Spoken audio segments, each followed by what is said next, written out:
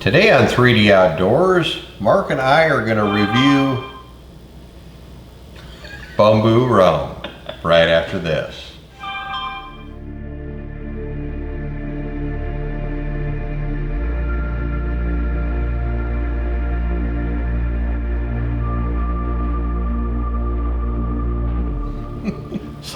Silent. I know you can't. All right, Bumbu Rum. So we're trying another rum today, Mark and I, and I don't know if I've even tried this. Was it open when you first tried it? We tried it and I think it was closed, but you knew what the flavor profile of it was. Yeah. It was me and Anthony. I'm gonna have to reacquaint myself. I don't recall. I may have reacquainted myself a couple times with it, so we're kind of a precursor to how the review is going to go here. But let's dive into this. First of all, I love the bottle. Yeah, I was reading a little information about it, and they said it kind of has a perfume quality look to it because it has this flared top to it. Yeah. And the distinctive X on the front, which they carry through the product. There's an X on the top of the cork. And there's also, I just realized after handling the bottle, there's another X embossed on the bottom. So I love that, and I love the all-natural cork in it. Yep. I know the fake corks work just fine, and screw tops too. Just something about a natural cork, just...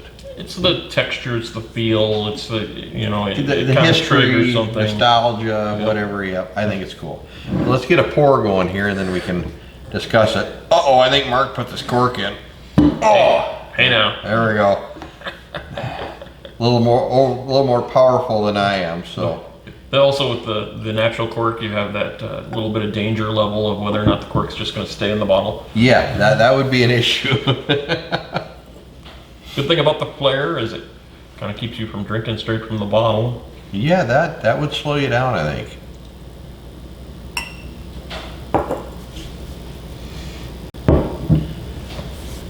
So you were reading a little history on this. This dates back to the 1800s? 1800s, middle or like early mid 1800s.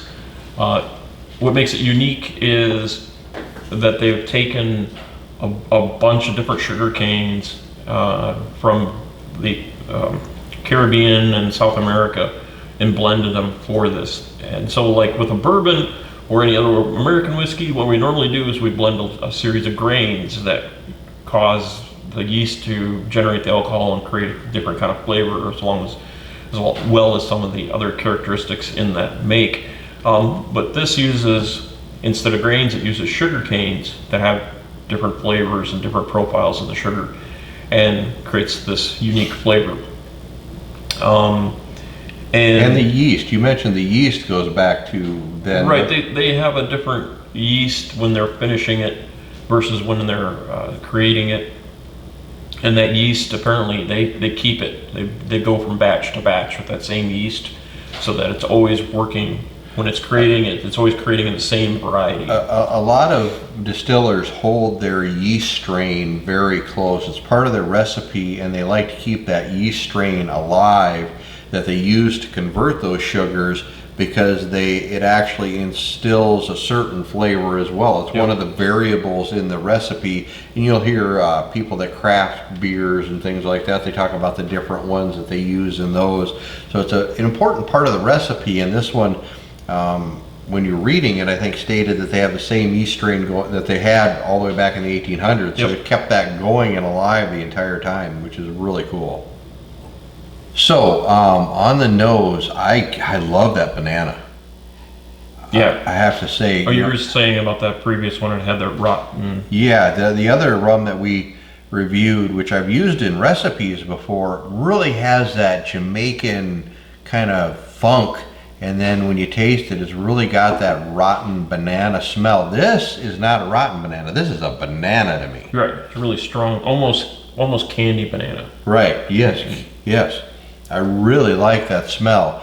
And you said this rum is from Barbados? Yeah. I mean, it's Barbados Distillery. I was looking up some more information on it there for a moment. late 1800s is when the distillery was created, which is ironic because that yeast blend is from 1840. So they pulled the yeast before the distillery was even created. Nice. So it's really, really old kind of blend. And then the name Bumbu is an Indonesian word meaning a blend of spices. So it's kind of neat where they're using that name and the fact that they're using a blend of sugar canes to build it. They say on the website that they do not use artificial colors. Right. So this is the natural color. They're finished in ex-bourbon barrels. Yep. Which is really cool. Which I think a lot of other alcohols a lot of times are. Yeah, yeah. So it has a really strong banana smell to it. It also has a kind of a vanilla hint to it. Mm-hmm. Yep. Banana and vanilla. Yes.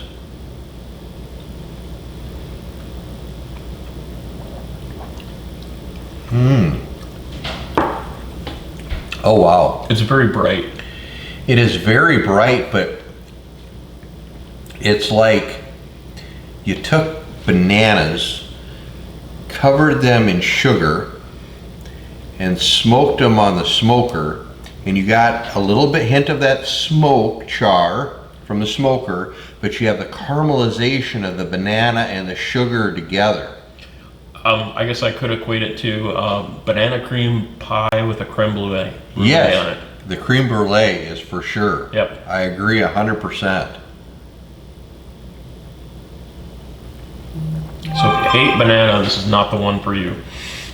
Exactly. But if you like candy, Do you like candied bananas? yes. Now I made a comment on the other video, whether that one's posted before this one or after this one, that the other one I would only use, and I've used it, in mixing drinks before. Mm-hmm. It calls for that particular brand in a drink that I mix, and it comes out great. But I would not pull that one off the shelf per se to sit down and drink neat. This one, on the other hand, This one could be dangerous though. yes, this is really good neat. I don't know if there's added sugar now.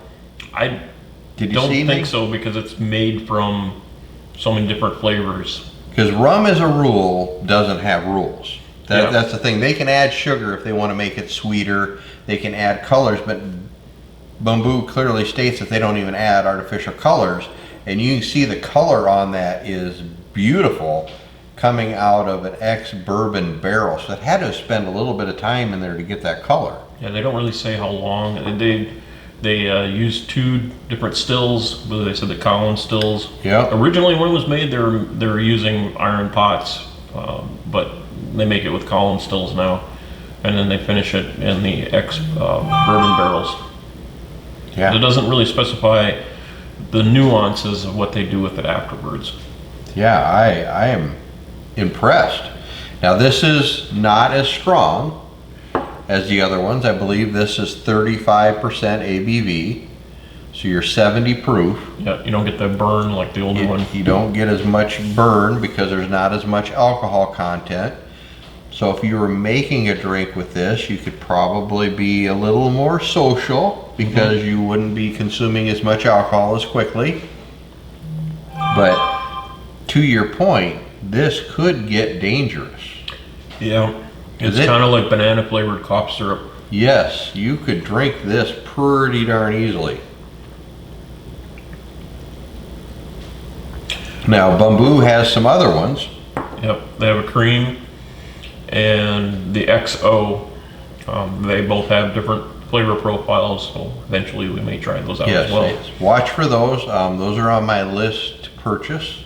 Yep. We will get those in the collection here. And it's kind of funny, when I first tried this, I knew that you add a little water to give it a little bit different character. You really can't do that.